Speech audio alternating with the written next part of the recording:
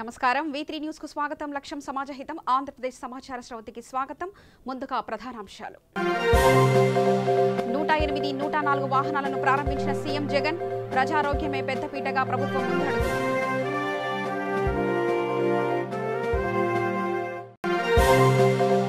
హైదరాబాద్ నుంచి ఏపీకి భారీగా వాహనాలు. స్వరాష్ట్రానికి పయనమైన ఆంధ్ర వాసులు.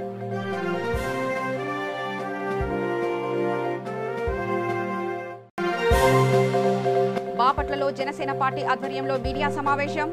రాష్ట్రంలో వైసీపీ ఆగడాలకు అడ్డుకట్ట లేకుండా పోతుందని మండిపాటు. విశాఖలో ధర్నాకు దిగిన మాజీ ఎమ్మెల్యే బండారు. అడ్డుకున్న పోలీసులు అక్కడే బైఠాయించి నిరసన చేపట్టిన బండారు.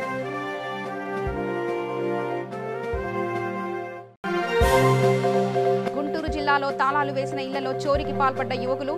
20 సవర్ల బంగారం, 2.5 కేజీల వెండి స్వాధీనం. 108, 104 వాహనాలను సీఎం జగన్ ప్రారంభించారు. ఆపత్కాలంలో ప్రథమ చికిత్స అందించే 104తో పాటు 108 అంబులెన్స్లు అధునాతన సదుపాయాలతో సేవలందించేందుకు సిద్ధమయ్యాయి. విజయవాడ బెంచ్ సర్కిల్ వద్ద ఏర్పాటు చేసిన కార్యక్రమంలో 104, 108 వాహనాలను ఏపీ ముఖ్యమంత్రి జగన్మోహన్ రెడ్డి లాంఛనంగా ప్రారంభించారు. మొత్తం 1088 వాహనాలను జెండా జగన్ ఊపి ప్రారంభించారు. వైఎస్ఆర్ ఆరోగ్యశ్రీ పథకంలో భాగంగా ప్రజలకు అత్యవసర సేవలందించేందుకు జగన్ ఈ వాహనాలను ప్రారంభించారు. ఇప్పటి వరకు 1,00,000 జనాభాకు ఒక్క వాహనం మాత్రమే ఉండగా ఇక నుంచి 50,000 మందికి ఒక వాహనం అందుబాటులోకి రానుంది. బెంచ్ సర్కిల్లో జరిగిన ఈ కార్యక్రమానికి వైద్య ఆరోగ్య శాఖ మంత్రి ఆళ్లనాని, మంత్రి పెద్దిరెడ్డి రామచంద్రారెడ్డిలు పాల్గొన్నారు. నేటి నుంచే ప్రజలకు అత్యవసర వైద్య సేవలు అందనున్నాయి. 201 కోట్ల రూపాయలతో 1,068 కొత్త వాహనాలను ప్రభుత్వం కొనుగోలు చేసింది. వైద్యం అందక ఏ ఒక్కరు చనిపోకూడదన్న లక్ష్యంతో ఈ కార్యక్రమాన్ని జగన్ ప్రారంభించారు.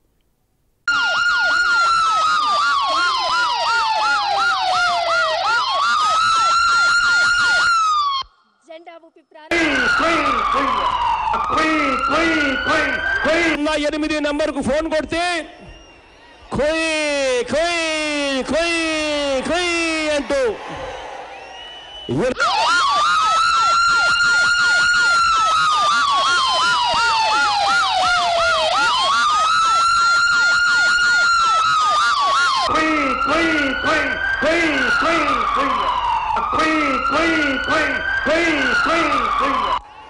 ఒకటి 08 నంబర్కు ఫోన్ కొడితే కోయ్ కోయ్ కోయ్ కోయ్ అంటూ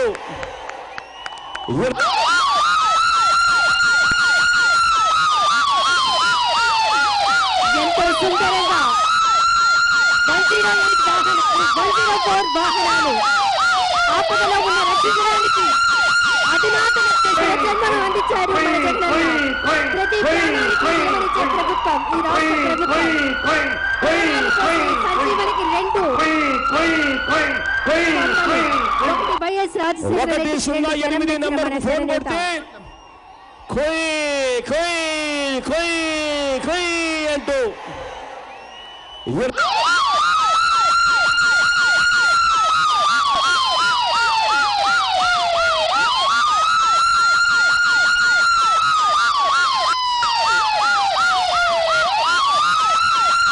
హైదరాబాద్ నుంచి ఏపీగా భారీగా వాహనాలు వస్తున్నాయి. హైదరాబాద్లో లాక్డౌన్ విధిస్తారని తెలియడంతో పాటు వైరస్ ఎక్కువగా ఉండడంతో ఏపీ వాసులంతా తమ స్వరాష్ట్రానికి చేరుకుంటున్నారు. విజయవాడ హైదరాబాద్ జాతీయ రహదారిపై గరికపాడు చెక్పోస్ట్ వద్దకు భారీగా వాహనాలు చేరుకున్నాయి.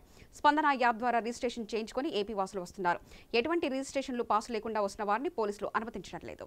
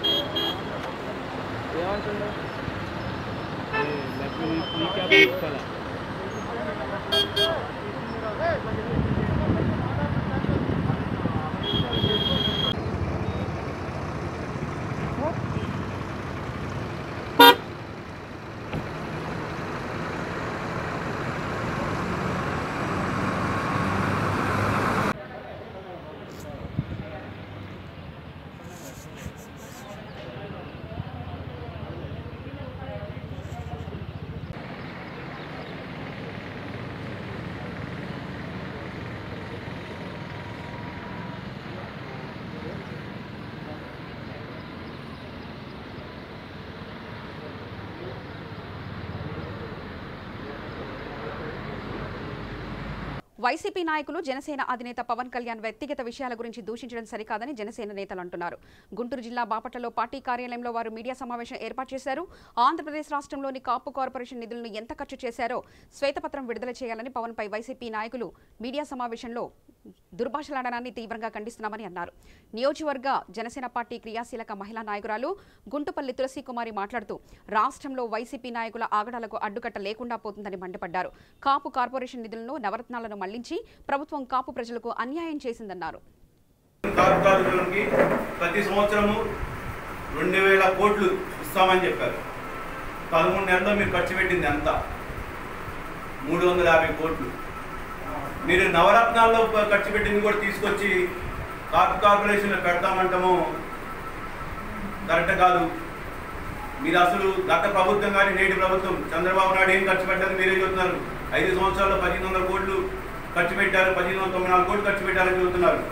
మరి అవన్నీ తీయండి, లెక్కలు తీయండి. మేము అడుగుతుంది అదే. మేము గత ప్రభుత్వము నేటి ఇప్పుడున్న ప్రస్తుత ప్రభుత్వము 2 కలిపి అసలు ఎంత ఖర్చు చేసింది ఈ కార్పొరేషన్కి? కార్పులకి అంతమందికి న్యాయం చేశారు మీరు. దాని మీద శ్వేతపత్రం రిలీజ్ చేయండి అని అడుగుతున్నాము తప్ప మీ ఆస్తుల పత్రాలు అడగట్లేదు మేమేమి. మరియు ముఖ్యంగా అంబటి రాంబాబు గారు మాట్లాడితే వస్తారండి ముఖ్యమంత్రి గారి దగ్గర ఏదో మార్కులు వేయించుకుందాం అని చెప్పేసి. నెక్స్ట్ మంత్రి పదవి కావాలి కదా. మరి మాట్లాడితే మీరు అసలు ఏం చేశారు మీరేం చేశారు? అసలు 9వ షెడ్యూల్లో ఆ రోజు కళ్యాణ్ గారు కృషి చేస్తామని చెప్పి ఆ రోజు ఎన్నికల ప్రచారంలో చెప్పారు కాపు రిజర్వేషన్ కల్పిస్తామని చెప్పి. అదేవిధంగా నరేంద్ర మోడీ గారు 10% ఈబీసీ కోటా కింద 10% రిజర్వేషన్ కల్పిస్తే ఆనాడు ముఖ్యమంత్రి ఉన్న చంద్రబాబు నాయుడు గారు 5% దాంట్లో మీకు కాపులకి రిజర్వేషన్ కేటాయించారు. కానీ మీరు వచ్చిన తర్వాత ఏం చేశారు? ఆ జీవోని క్యాన్సిల్ చేశారు. ఎందుకు అలా చేయాల్సి వచ్చింది? మరి మీకు మీ ముఖ్యమంత్రిని ఎందుకు అడగట్లేదు మీరు? అంటే మీకు ఏ కాడికి భజన చేసుకునే బృందం తప్ప మీరు ఎప్పటికి కాపులకి న్యాయం చేస్తారని కూడా కళ్ళ కూడా మేము అనుకోవట్లేదు. జై హింద్. శ్రీనివాసరావు గారు కానీ కాపు కార్పొరేషన్ మెయిన్ చైర్మన్ ఆయన నువ్వేంటయ్యా నువ్వు అక్కడ మాట్లాడేది? శ్వేతపత్రం పవన్ కళ్యాణ్ గారు అడిగారు. ఎందుకు అడిగారు? కాపు కార్పొరేషన్ నిధులు ఎలా మీరు చేశారు, యూటిలైజ్ చేశారు, ఇతర పథకాలకి మీరు ఈ కాపు కార్పొరేషన్ అమౌంట్ ఒక్కటే కాదండి, ఎస్సీ కార్పొరేషను, బీసీ కార్పొరేషను మీరు అబద్ధాలు చెప్పి ప్రజలను మభ్యపుచ్చి నవరత్నాలు మేము చేస్తామని చెప్పి లేనిపోయిన వాగ్దానాలు చేసి వాటికి డబ్బులు లేక ఈ కార్పొరేషన్ అందరి కార్పొరేషన్ల డబ్బులన్నీ కూడా నవరత్నాలకు మీరు యూటిలైజ్ చేస్తున్నారు. అవన్నీ చేసేసి అందరినీ మభ్యపుచ్చుతున్నారు. మరి కార్పొరేషన్ ఏ క్యాస్ట్ కార్పొరేషన్కి మీరు నిధులు ఇచ్చినప్పుడు వాళ్ళకి మాత్రమే యూటిలైజ్ చేయాలి మీరు. అంతేగాని మీ సొంత ఆస్తులు అమ్ముకొని చేయండి. నవరత్నాలకి అందరి దగ్గర ఉన్నాయి ఆస్తులు. కోట్లు ఇదివరకు సంపాదించారు, మళ్ళీ కోట్లు సంపాదించడానికేగా వచ్చింది. మీ సొంత ఆస్తులు అమ్ముకొని ఇవ్వండి నవరత్నాలు. ఎందుకంటే మీరేగా వాగ్దానాలు చేసింది. అంతేగాని కార్పొరేషన్ ఏ కార్పొరేషన్కి మీరు ఇచ్చారో ఆ కులం కార్పొరేషన్కి మాత్రమే యూటిలైజ్ చేయాలి అమౌంట్. అంతేగాని మీరేదో కాపుల లెక్కలు చెప్తే ఇక్కడ ఎవ్వరు చెవుల్లో పూలు పెట్టుకొని క్యాలీఫ్లవర్ పెట్టుకొని ఎవ్వరు లేరండి. మీకే పడతారు పెద్ద పెద్ద క్యాలీఫ్లవర్లు. నెక్స్ట్ విశాఖలో టీడీపీ మాజీ ఎమ్మెల్యే బండారు ధర్నాకు దిగారు. పరవాడలో గ్యాస్ లీకేజీ ఘటనపై ఆందోళన వ్యక్తం చేసేందుకు వచ్చిన మాజీ ఎమ్మెల్యేను పోలీసులు అడ్డుకున్నారు. దీంతో పోలీసులకు బండారు సత్యనారాయణకు మధ్య వాగ్వాదం చోటు చేసుకుంది. పోలీసులు వ్యవహరిస్తున్న తీరుపై ఆగ్రహం వ్యక్తం చేసిన ఆయన అక్కడే బైఠాయించి నిరసన వ్యక్తం చేశారు.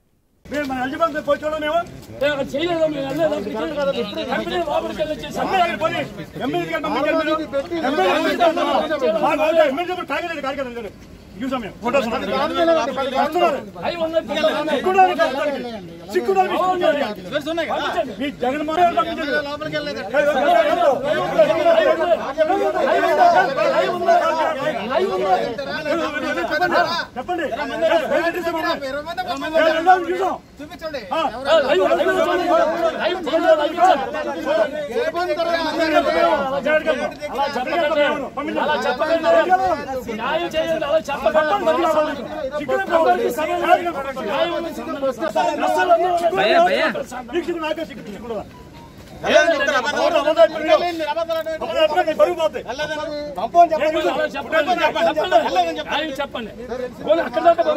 చిన్న వయసులోనే చెడు వ్యసనాలకు అలవాటు పడి తాళాలు వేసిన ఇళ్లను లక్ష్యంగా దొంగతనాలకు పాల్పడుతున్న నలుగురు వ్యక్తులను చేబ్రోలు పోలీసులు అరెస్ట్ చేశారు. గుంటూరు జిల్లా మంగళగిరి చేబ్రోలు మండల ప్రాంతానికి చెందిన నలుగురు యువకులు ఒక ముఠాగా ఏర్పడి తాళం వేసిన ఇళ్లలో జనసంచారం లేని దేవాలయాల్లో చోరీలకు పాల్పడుతున్నారు. దీంతో విషయం తెలుసుకున్న పోలీసులు చాకచక్యంగా వ్యవహరించి నిందితులను అరెస్ట్ చేశారు. వీరి నుంచి 20 సవర్ల బంగారు ఆభరణాలు, 2.5 కేజీల వెండి ఆభరణాలు, 65,000 రూపాయల నగదు స్వాధీనం చేసుకున్నారు.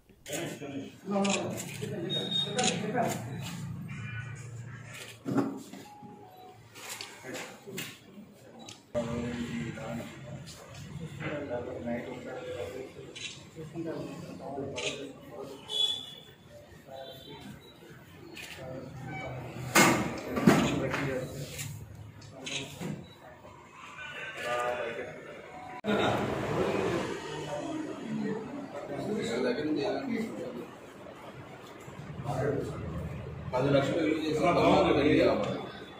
మా ఊరు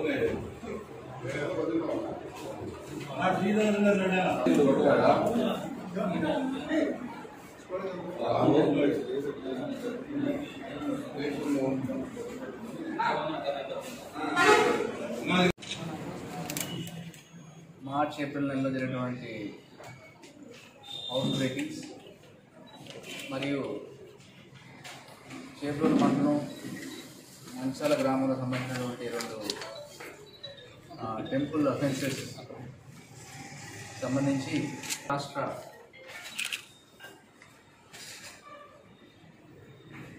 బీసీ అఫెండర్ డోజర్ క్రిమినల్ ఉంటుంది అయినటువంటి పెండ్రా వెంకటేశ్వర్లు అండ్ ఈ టీమ్ ఇంకొక ముగ్గురికి కలిసి ఈరోజు చేబ్రోలు పోలీస్ అదుపులో తీసుకొని వారి వద్ద నుంచి 5 హౌస్ బ్రేకింగ్స్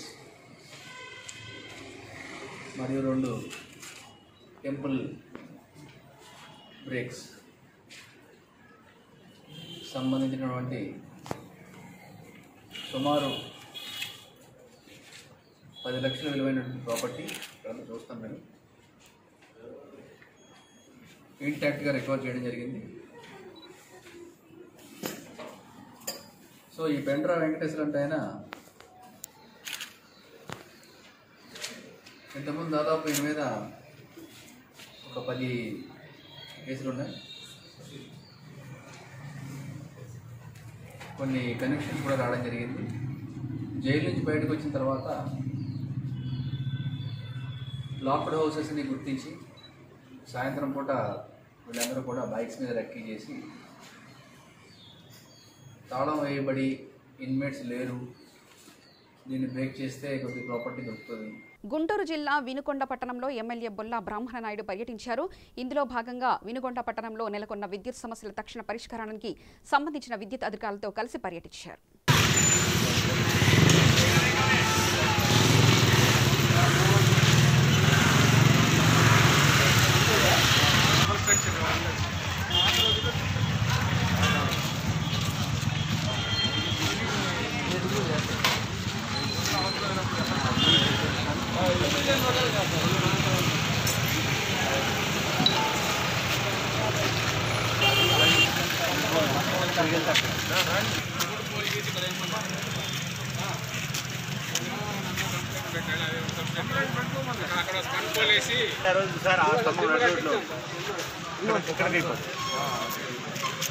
ఇది నది రోడ్డు పోనీ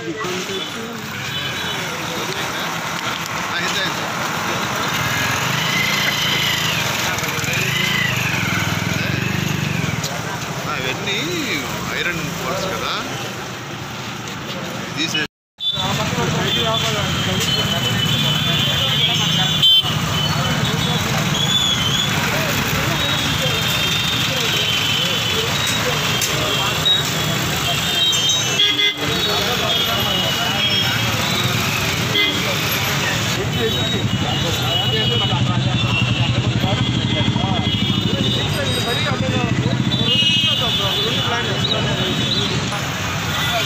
చిత్తూరు జిల్లా నారాయణవనం మండలం వీకేపల్యం గ్రామంలో వీఆర్ఓ ప్రసాద్ పదవి విరమణ కార్యక్రమం ఘనంగా నిర్వహించారు.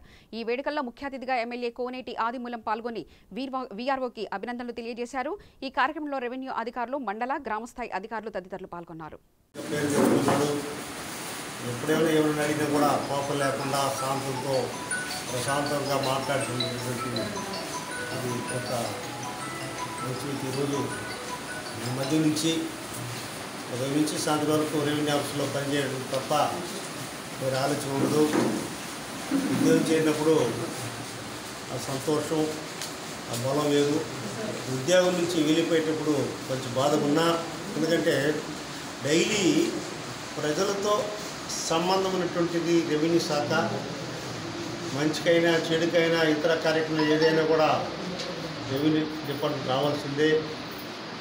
అలాంటి పరిస్థితుల్లో ఎంతోమందికి సేవ చేయడంతో దృక్పథమైనటువంటి వ్యక్తులు మరి ఈరోజు పదవి చేసిన తర్వాత వారి కుటుంబ జీవితం కూడా ఆ భగవంతుడి ఆశీస్సులతో బాగుండాలని కోరుకుంటూ వృత్తి జీవితంలో కూడా అందరికీ అందుబాటు ఉండి ఇంకా వారికి చేతనైతే మళ్ళా సేవ దృష్టితో రెవెన్యూ ఆఫీస్కి వచ్చి ఎక్కడైనా ఇబ్బంది ఉన్నా దాని అంతా కూడా పరిష్కారం చేసి ప్రజలకు సేవ చేయడానికి ఈరోజు మన జగనన్న మన ప్రభుత్వం వచ్చిన తర్వాత నిత్యం కూడా ప్రతి నిత్యం కూడా ప్రోగ్రాం పెట్టి ప్రజా సంక్షేమ కార్యక్రమంలో అభివృద్ధి కార్యక్రమంగా నిరంతరం పోరాడుతున్నట్టు మన ముఖ్యమంత్రి చొరవతో మన ప్రాంతంలో కూడా, ఎందుకంటే మన ప్రాంత భాష కాబట్టి ప్రసాద్ గారు మన ప్రాంతంలో కూడా ఎన్నో రెవెన్యూ మార్గాలు ఉన్నా, సమస్య ఉన్నా దాన్ని అంతా కూడా పరిష్కారం చేసి మంచి పేరు తేవడానికి మీరు ప్రయత్నిస్తారని.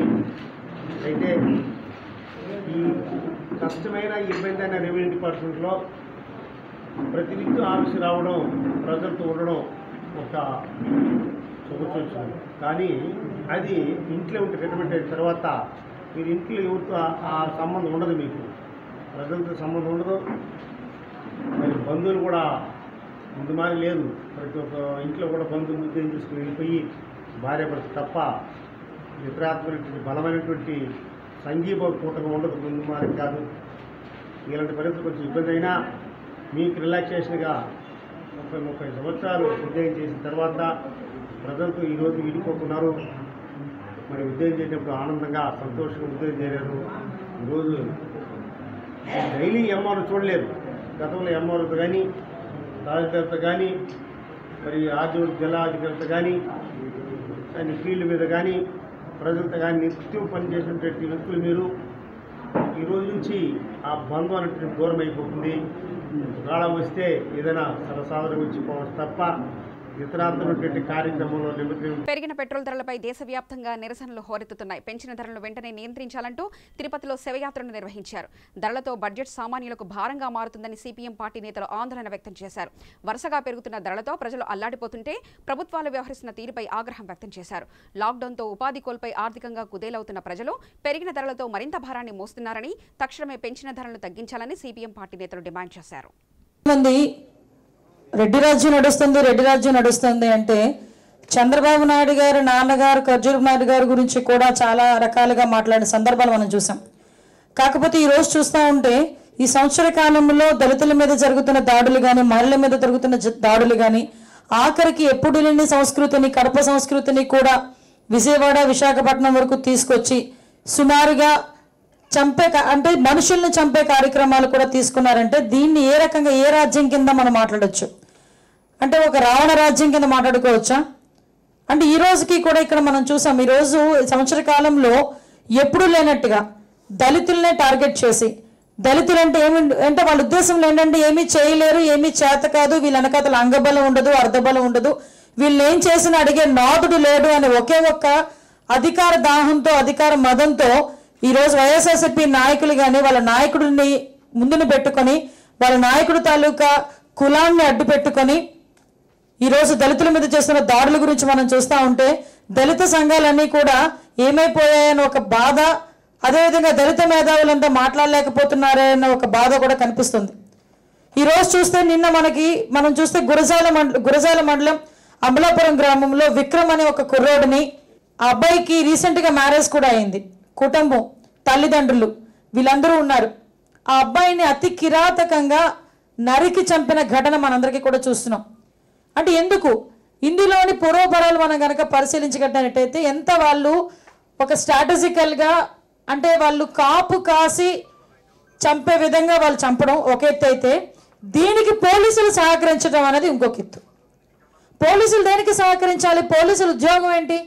మనుషులను కాపాడే పరిస్థితిలో ఉండి ప్రజల ప్రాణాలను కాపాడే, ప్రజల ప్రాణాలని కాపాడతారని ప్రమాణం చేసి ఈరోజు వైఎస్ఆర్సీపీకి కొమ్ము కాసి సుమారుగా అక్కడ సిఐ దుర్గాప్రసాద్ అని చెప్పి, అక్కడ urban CI, Girijala urban CI అతను దుర్గాప్రసాద్, ఆయన 15 రోజుల క్రితం హైదరాబాద్లో తలదాచుకున్న విక్రమ్ అనే వ్యక్తిని రోజు పిలిపించుకొని, హైదరాబాద్ నుంచి పిలిపించి ఉదయం కూర్చోబెట్టి స్టేషన్లో అర్ధరాత్రి వదిలేవాడు. ఏందిరా ఇంతకీ అతను చేసిన తప్పు అంటే, ఏం లేదు, నువ్వు ఊర్లలో వెళ్ళి అల్లర్లు చేస్తున్నావు, ఊర్లో వెళ్ళి గొడవలు తీసుకొస్తున్నావు కాబట్టి నిన్ను రోజు మేము కూర్చోబెట్టాలి. ఆ పెద్ద మనిషే కాకుండా పాప విక్రమ్ అనే అతను సిఐని ఎస్ఐని కూడా బతిమాలుకున్నాడు, నేను ఏదైనా తప్పు చేస్తే నా మీద కేసు పెట్టండి, అంతేగాని రాత్రుల వరకు ఇలా నన్ను ఉంచడం వల్ల నేను వెళ్ళేటప్పుడు ఇబ్బంది పడుతున్నా, ఆల్రెడీ నన్ను చంపేదానికి చూస్తున్నారు అని చాలా సందర్భాల్లో ఎస్ఐకి సిఐకి చెప్పిన సందర్భం కూడా మనం చూసాం. అటువంటిది కూడా ఎక్కడ కూడా మినిమం ఇంత జాలి కూడా లేకుండా రోజు 15 రోజుల నుంచి అతను వెళ్ళేది టైము, వచ్చేది టైము, పోలీసుల అండతో చూసుకొని అతను పోలీస్ స్టేషన్ నుంచి ఇంటికి వెళ్తున్న తరుణంలో దారిలో కాపు కాచి అతను కొట్టి చంపారు అంటే, ఇందులో అక్యూజ్డ్ కింద సిఐని చేర్చాలా వద్దా మేము అడుగుతున్నాం. పట్టణానికి ఏదో కర్నూలు జిల్లా నంద్యాల పట్టణంలో నాణ్యత లేని కార్లతో వ్యాపారం కొనసాగిస్తూ ప్రజల ప్రాణాలతో చెలగటమాడుతున్నారు. నంద్యాల పట్టణంలోని బెస్ట్ డ్రైవింగ్ స్కూల్లో స్త్రీలకు పురుషులకు వేర్వేరుగా డ్రైవింగ్ నేర్పిస్తామంటూ ప్రైవేటుగా డ్రైవింగ్ స్కూల్ ఏర్పాటు చేశారు. అయితే నాణ్యత లేని వాహనాలతో డ్రైవింగ్ నేర్పిస్తూ నానా హంగామా చేస్తున్నారు. ఈ క్రమంలో శ్రీనివాస సెంటర్ రోడ్డుపై డ్రైవింగ్ స్కూల్ కార్ ఇంజిన్ నుండి పేలుడు సంభవించింది.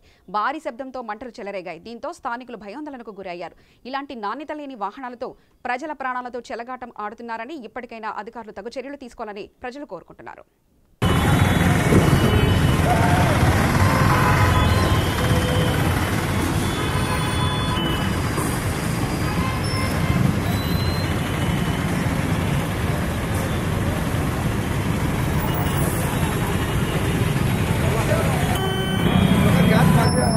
గ్యాస్ కనెక్షన్ పెట్రోల్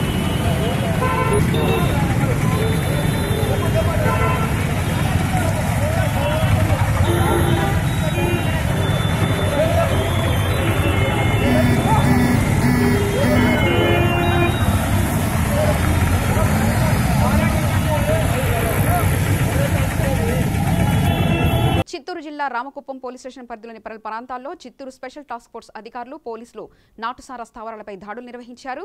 ఈ దాడుల్లో సుమారు 1000 లీటర్ల నాటుసారా ఊటను ధ్వంసం చేసి బండకొత్తూరు తండాకు చెందిన దనకోటి నాయక్, బాలరాజ్ నాయక్, శివాజీనగర్ తండాకు చెందిన రాజేంద్ర నాయక్ను అరెస్ట్ చేశారు.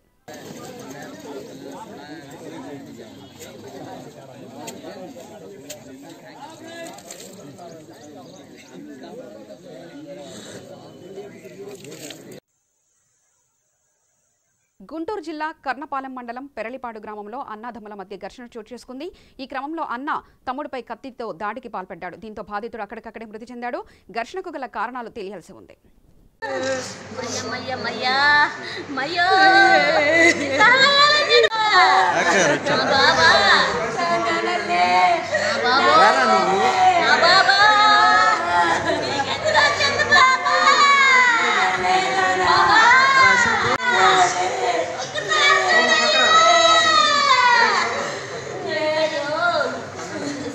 వార్తలు ముగించే ముందు ముఖ్యాంశాలు మరోసారి చూద్దాం. 108, 104 వాహనాలను ప్రారంభించిన సీఎం జగన్.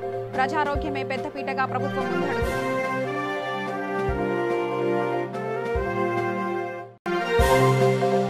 హైదరాబాద్ నుంచి ఏపీకి భారీగా వాహనాలు. స్వరాష్ట్రానికి పయనమైన ఆంధ్రవాసులు.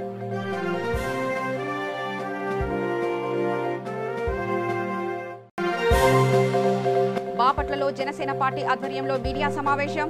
రాష్ట్రంలో వైసీపీ ఆగడాలకు అడ్డుకట్ట లేకుండా పోతుందని మండిపాటు. విశాఖ విశాఖలో ధర్నాకు దిగిన మాజీ ఎమ్మెల్యే బండారు, అడ్డుకున్న పోలీసులు అక్కడే బైఠాయించి నిరసన చేపట్టిన బండారు.